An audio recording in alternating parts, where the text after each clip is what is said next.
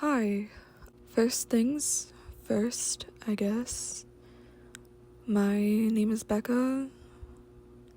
I'm currently 23, and I wanted to make some form of audio, visual diary of what goes on in my life. I have generalized anxiety disorder and major depressive disorder. And thanks to that lovely combo, I feel like I miss just huge gaps in my life. I think back to the past year, and I honestly don't remember all that much. I know my therapist says this comes as a symptom of depression where your brain doesn't catalog it because in some way there really is nothing worth cataloging. Something I've been ruminating on recently is how much I miss a place that I know doesn't exist anymore, and the more I think about it, it may not have really existed in the first place. My last year of undergrad was difficult, to say the least, and I had friends leaving, and I was just going through a lot.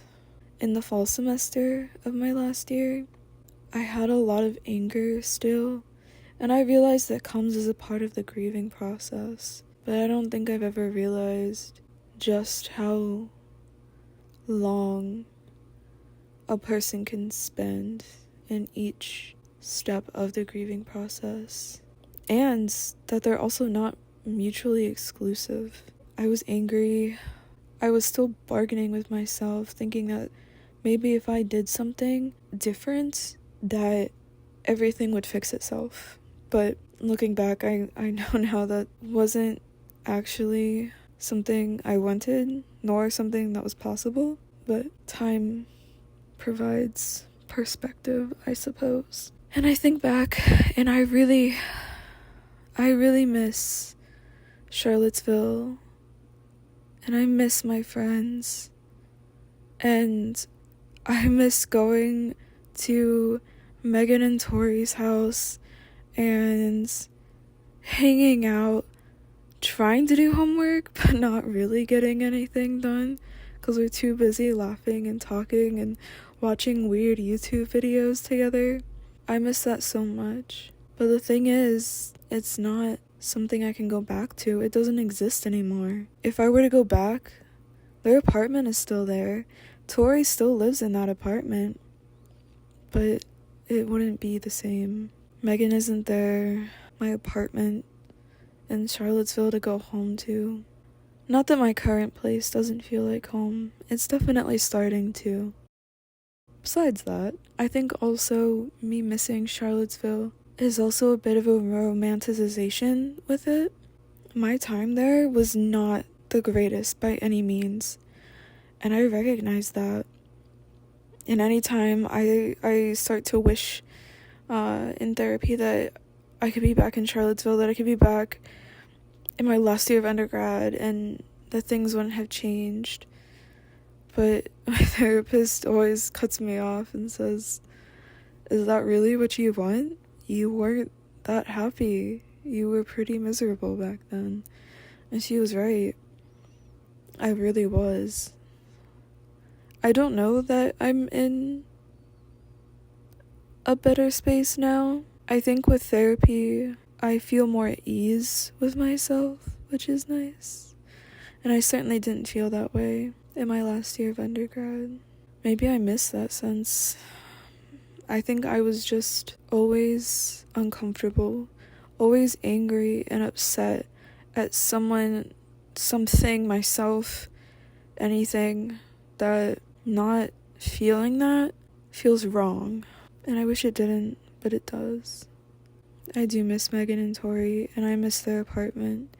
I miss driving to Cookout at 1 in the morning to get shakes and sweet tea, listening to Olivia Rodrigo's album and goofing off, and nothing. I don't have any of that anymore. I have the memories of it, which is wonderful, but what I wouldn't give to have that back. And I guess that's the part with growing up and getting older and becoming your own person, is experiencing radical levels of change in your life and learning to accommodate it.